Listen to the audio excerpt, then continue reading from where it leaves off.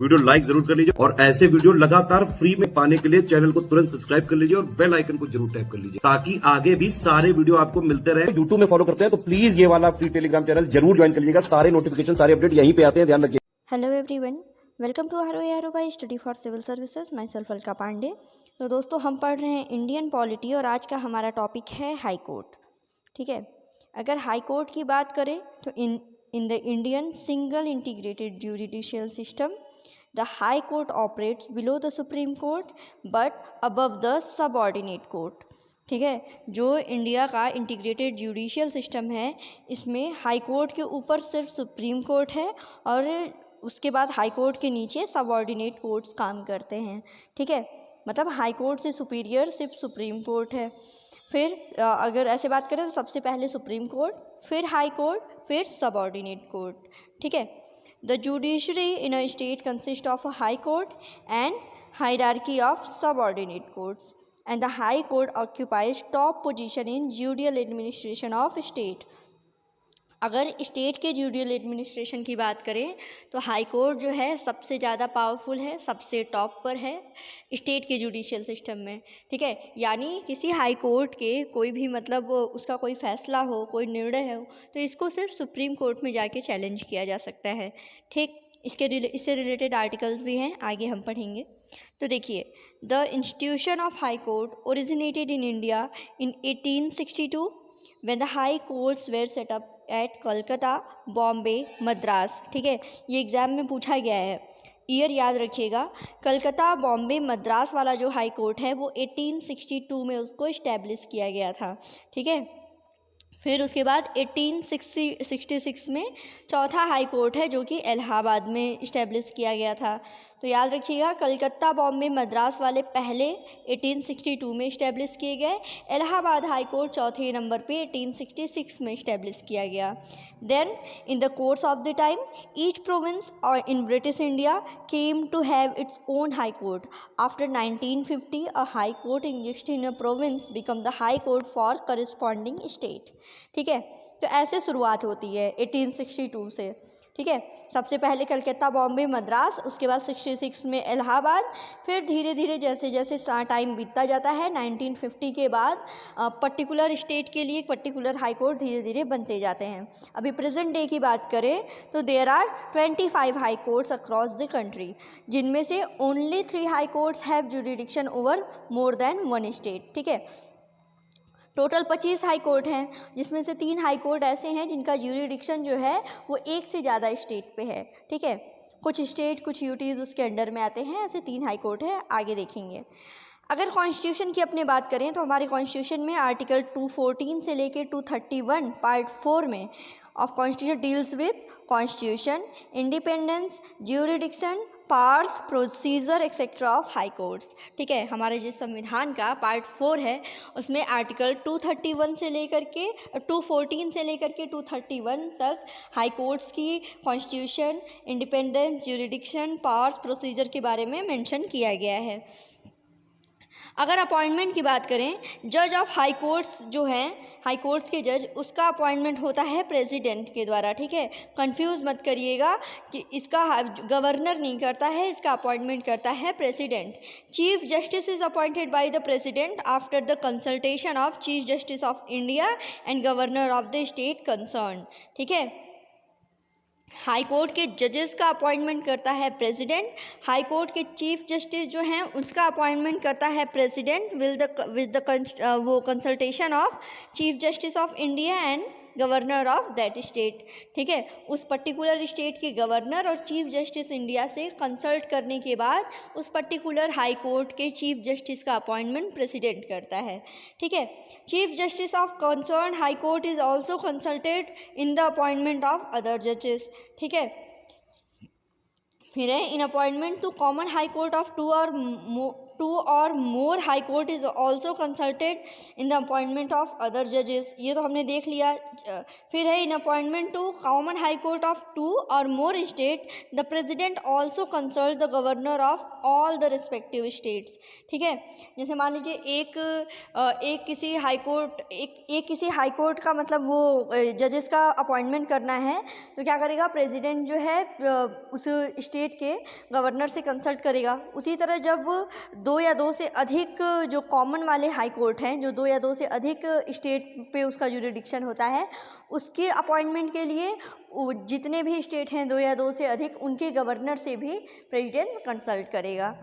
फिर है by 99th Constitutional Amendment Act 2014 and the National Judicial Appointment Commission Act 2014 the collegium system. ठीक है, इसमें क्या होता था कि अपॉइंटमेंट ऑफ जजेस के लिए कोलेजियम सिस्टम इंट्रोड्यूस किया गया। ऑफ द अपॉइंटमेंट ऑफ जजेस of supreme court and high courts have been replaced by a new body. ठीक है, जो पहले कोलेजियम सिस्टम चलता था अपॉइंटमेंट का, उसको रिप्लेस किया गया न्यू बॉडी जो कि थी NJIAC यानी नेशनल जुडिशियल अपॉइंटमेंट कमीशन।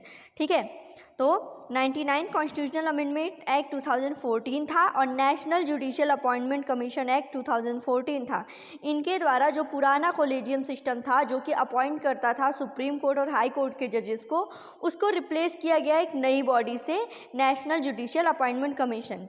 लेकिन फिर क्या होता है कि 2015 में सुप्रीम कोर्ट डिक्लेयर करता है कि जो भी ये दोनों 99 कॉन्स्टिट्यूशनल अमेंडमेंट एक्ट 2014 और जो आपका NJAC एक्ट है, ये दोनों अनकॉन्स्टिट्यूशनल हैं। तो उसके द्वारा क्या होता है कि ये जो बॉडी है NJAC, इसको प्रयोग में नहीं लाते हैं। जो पुराना कॉलेजियम सिस्टम अपॉइंटमेंट का चलता आ रहा है वही अभी तक प्रैक्टिस हो रहा है। ठीक है, कॉलेजियम सिस्टम ही अपॉइंटमेंट करने का। फिर आगे बढ़ते हैं कुछ आर्टिकल देखते हैं जो हाई कोर्ट से रिलेटेड हैं। इसमें है सबसे पहले आर्टिकल 214। ठीक है, आर्टिकल 214 ये बोलता है कि there shall be high court for each state, प्रत्येक स्टेट के लिए एक हाई कोर्ट होना चाहिए। आर्टिकल 215 में लिखा गया है कि the high court shall be court of record. Court of record का मतलब क्या होता है? ठीक है, कोर्ट ऑफ रिकॉर्ड का मतलब कि इसके नीचे जो भी स्टेट में जो भी जुडिशियल बॉडी है, जो भी कोर्ट्स हैं, सबऑर्डिनेट कोर्ट्स हैं, ये क्या होगा कि ये जो भी लिया गया निर्णय होगा हाई कोर्ट का, वो सारे जो सबऑर्डिनेट कोर्ट्स हैं, जो भी और लीगल बॉडी, उनके लिए बाध्य होगा।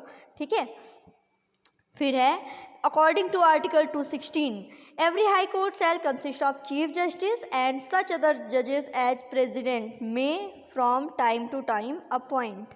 ठीक है, इसमें क्या है कि हाई कोर्ट जो है उसमें एक चीफ जस्टिस होगा और अदर जजेस होंगे जिसको प्रेसिडेंट जो है वो समय समय पे अपॉइंट करेगा, मतलब उसका अपॉइंटमेंट होगा प्रेसिडेंट के द्वारा।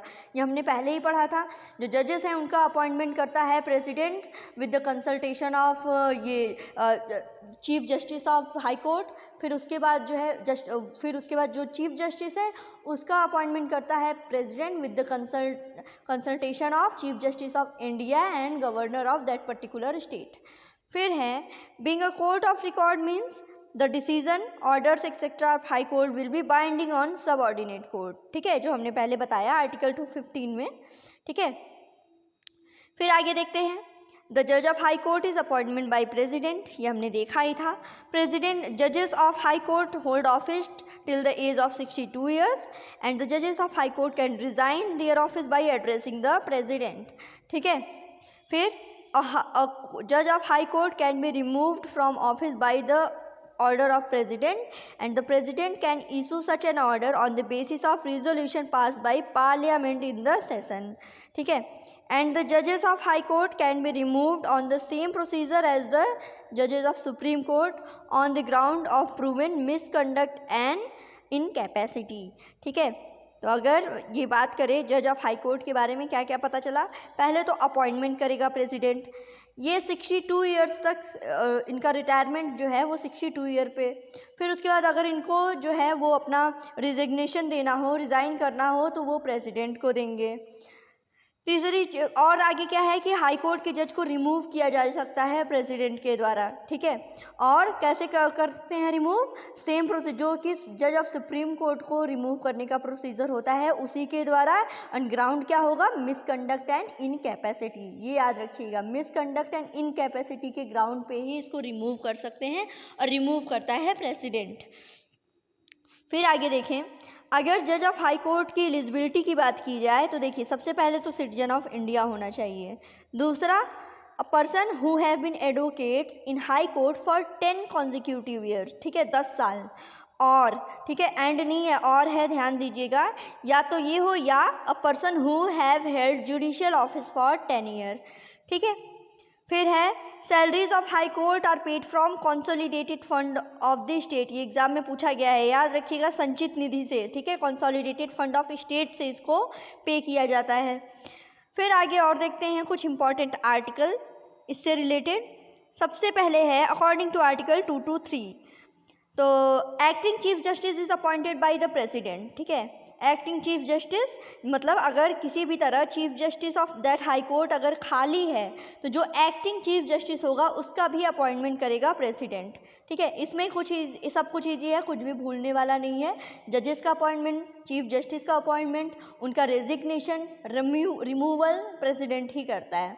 फिर है The High Court has power to issue writ for informants of fundamental rights in Article 226, ठीक है, ये हमने पढ़ा है। सुप्रीम कोर्ट के लिए आर्टिकल 32 एंड हाई कोर्ट के लिए आर्टिकल 226, ठीक है। अगर आपके फंडामेंटल राइट्स का वायलेशन होता है तो आप सीधे यहाँ जा सकते हैं, ठीक है। ये बहुत ही इंपॉर्टेंट है दोनों आर्टिकल। तो ये देखिए, ये देख लीजिएगा, high court has power to issue writ for enforcement of fundamental rights under article 226। फिर है अंडर आर्टिकल 227, इसमें है high court has power to exercise superintendence over all courts in that state, ठीक है, ये भी इम्पॉर्टेंट है। Delhi is the only UT to have its own high court while other union territories come under the jurisdiction of high court of different state। सिर्फ दिल्ली ही ऐसी union territory है जिसके पास अपना हाई कोर्ट है, बाकी जो और अदर हैं वो किसी और स्टेट के जुरिडिक्शन के अंडर में आती हैं। फिर है the parliament can expand the jurisdiction of high courts, parliament किसी भी हाई कोर्ट का जो जुरिडिक्शन है उसको एक्सपैंड कर सकता है। एंड ये हमने पहले ही पढ़ा है कि 1862 में सबसे पहले कलकत्ता, बॉम्बे, मद्रास का हाई कोर्ट इस्टेब्लिश किया गया। उसके बाद 1866 में इलाहाबाद का हाई कोर्ट, फिर उसके बाद 1950 आते आते ऐसा हुआ कि हर प्रोविंस का, हर स्टेट का अपना एक हाई कोर्ट हो, ठीक है। चलिए अब क्या करते हैं कि टेबल के माध्यम से इसको देख लेते हैं, एक बार फटाफट रिवीजन कर लेते हैं कि क्या क्या आर्टिकल हाई कोर्ट से रिलेटेड हैं। सबसे पहले है आपका आर्टिकल 214, तो इसके बारे में क्या पढ़ा कि high court for state, her state के लिए एक हाई कोर्ट होना चाहिए। फिर है आर्टिकल 215 में बताया गया है कि high courts to be courts of record. Courts of record का मतलब कि जो भी उस स्टेट में सब ऑर्डिनेट कोर्ट्स हैं, ठीक है, उस पे जो particular high court of that state है उसका जो भी निर्णय है, जो भी फैसला है वो बाइंडिंग होगा, बाध्यकारी होगा, बाध्य होगा। फिर आर्टिकल 216 में बताया गया है कॉन्स्टिट्यूशन ऑफ हाई कोर्ट, ठीक है। 217 में appointment and condition of office of a जज ऑफ हाई कोर्ट, ठीक है। एंड 218 में application of certain provision relating to supreme court और टू हाई कोर्ट्स, ठीक है। फिर आगे बढ़ते हैं, अगला है आर्टिकल 219 में ओथ है, ओथ एंड अफर्मेशन है द जजेस ऑफ हाई कोर्ट। 220 में बताया गया है restriction and on practice after being a permanent जज। फिर 221 में बताया गया है सैलरीज। 222 में है ट्रांसफ़र ऑफ अ जज from one high court to another, ये एग्ज़ाम में पूछा भी गया है, ठीक है। ट्रांसफ़र ऑफ जज from one high court to another, ये आर्टिकल 222 है। 223 में बताया गया है appointment of acting chief justice, जिसका अपॉइंटमेंट करता है प्रेसिडेंट, इसके बारे में बताया गया है 223 में। Appointment of additional and acting जजेस 224 है। 224A जो है ये अपॉइंटमेंट ऑफ रिटायर्ड जजेस at sitting of high courts, ठीक है। 225 में है jurisdiction of existing high court. 226 जो बताया गया है power of high court to issue certain writs, बहुत ही इंपॉर्टेंट, ठीक है, आर्टिकल 226। 226A जो है रिपील्ड है। इसमें बताया गया था कि the constitutional validity of central laws not to be considered in proceeding under article 226। 227 में है power of superintendence over all high court by high court, and 228 है transfer of certain cases to high court. ठीक है, ये सारी चीज़ें हैं। फिर अगला कुछ आर्टिकल है जो इम्पॉर्टेंट है, 228 जो कि रिपील है। इसमें है special provisions as to disposal of question relating to constitutional validity of state laws. 229 में बताया गया है officers and servants and expenses of high court.